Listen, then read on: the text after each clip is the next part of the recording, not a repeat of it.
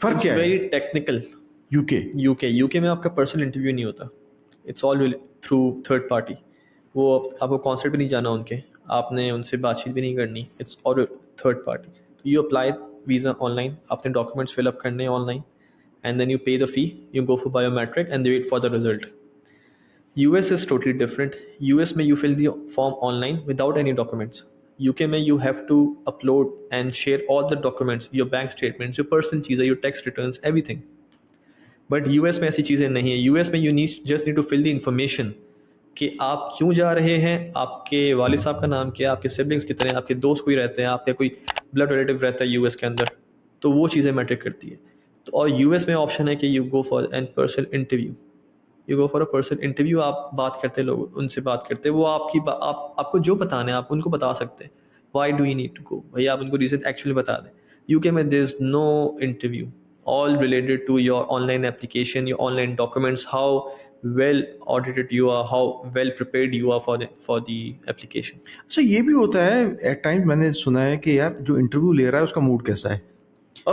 Yes, ये बहुत हमने केसेस सुने कि इंटरव्यू का मूड कैसा है। पहले तो यूएस के अंदर बहुत है कि आपने इंग्लिश में इंटरव्यू देना है या उर्दू में देना है। तो एक तो वैसे ही आपके दिमाग में होगा कि आप इंग्लिश चूज़ करेंगे कौन आएगा, उर्दू चूज़ करेंगे कौन आएगा। बट हाँ, ये मैटर करता है। बट एक और भी मिथ है कि यूएस पहले से डिसीजन बना लेता है कि इसको वीज़ा देना है, इसको नहीं देना, इंटरव्यू जैसा भी जाए। इट्स ऑल मिथ्स, इसमें कोई सच्चाई नहीं है। तो मैंने आपको जैसे अपनी 2 एग्जांपल्स बताई है कि एक 24 साल का लड़का जो एक नॉर्मल बंदा है, जॉब भी नहीं करता, नॉर्मल रियल एस्टेट का काम करता है, उसका इंटरव्यू लग गया। 60 साल का बंदा अरबपति इंसान है, उसका बेटा यूएस नेशनल है, उसका वीज़ा नहीं लगा। तो इससे एग्जाम्पल से पता चलता है कि it's all related to your luck as well and how well you are in the interview. Yes. अच्छा आतिफ, आपने अभी हम इंटरव्यू से पहले हम बैठे बात कर रहे थे, आपने बताया कि आप इमिग्रेशन में आप नहीं इन्वॉल्व होते इस तरह की। लेकिन अगर मैं आपसे सवाल पूछूं कि यार इमिग्रेशन के लिए 2-3 जगह ज़ाहिर है, यूएस के लिए या कनाडा के लिए, ऑस्ट्रेलिया के लिए लोग इमिग्रेशन के लिए अप्लाई कर रहे होते हैं।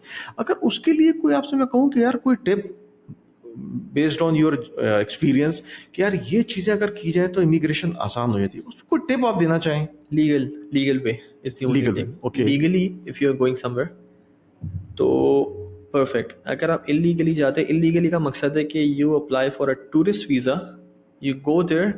अगर आपका वीज़ा फॉर एग्जांपल 1 मंथ का है, अब 1 मंथ से ऊपर वहाँ पे रुक गए और आपने फिर अपना इमिग्रेशन फ़ाइल करी वहाँ पे, असाइलम फ़ाइल करा या बिजनेस वीज़ा अप्लाई करा, जो भी है, that's illegal, that's a very wrong way to do. Legally move करें या तो प्रॉपर कनाडा के थ्रू इमिग्रेशन, कनाडा इमिग्रेशन देता है। एवरीवन नोज के कनाडा की immigration it's not easy but it's easier than other countries. Yes, Australia is very tough.